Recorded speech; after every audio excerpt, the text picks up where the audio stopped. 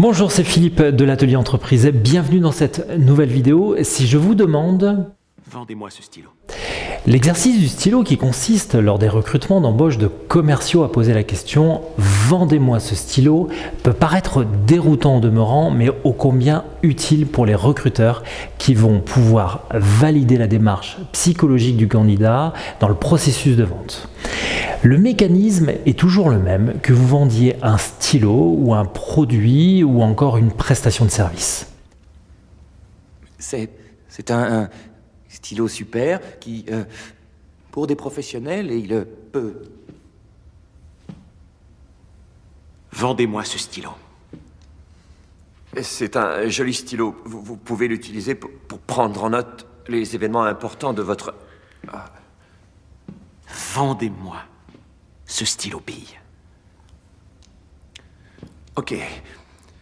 Il est beau, il fonctionne et je recommande ce stylo. La plupart des candidats recrutés proposent la même réponse qui consiste à se pencher sur les caractéristiques du stylo.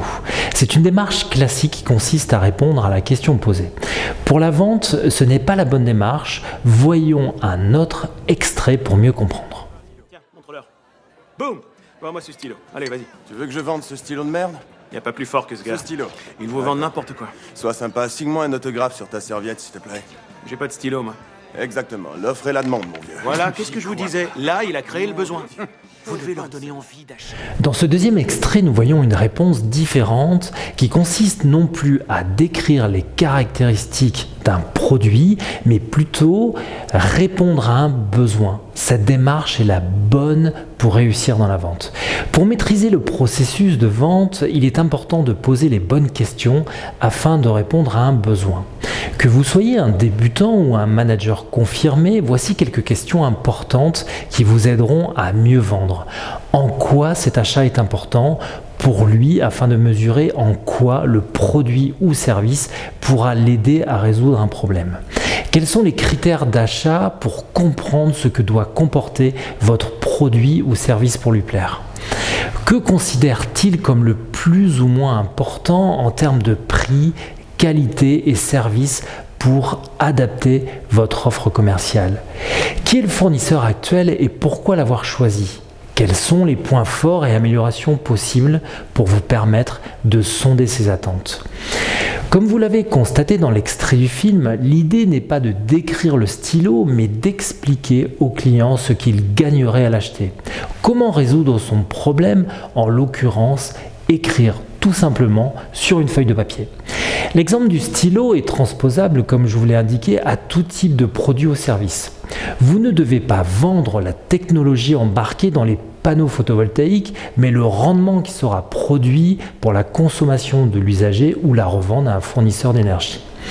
Cette démarche est un préalable à la négociation commerciale. Si vous savez répondre aux besoins de votre client, vous êtes dans la course pour conclure la vente. Si vous ne savez pas écouter, posez les bonnes questions dans votre phase découverte, vous avez peu de chances de parvenir à des résultats satisfaisants. Les jeunes commerciaux inexpérimentés se calent sur la formation qu'ils reçoivent. La plupart du temps, elle se limite à une découverte de l'entreprise et des produits ou services. Alors quand vient le moment d'échanger par téléphone, ils peuvent être pris de court, comme dans cet extrait du film Le Loup de Wall Street. Ce qui est vrai pour les commerciaux se constate chez les entrepreneurs qui ne sont pas formés aux techniques de vente par téléphone. Ils seront en capacité de décrire avec perfection le produit ou le service à vendre, mais seront pris de court la plupart du temps dans la gestion des appels sortants. En résumé, soyez attentifs aux besoins de vos clients, prenez le temps d'écouter et posez les questions qui vous permettront d'affiner votre argumentaire de vente en mettant notamment en avant les avantages et les bénéfices de vos produits ou services. En appliquant cette méthode, vous serez face à la réussite commerciale et la question de trouver des nouveaux clients ne se reposera plus. Merci pour votre écoute et à bientôt pour une nouvelle vidéo. Au revoir.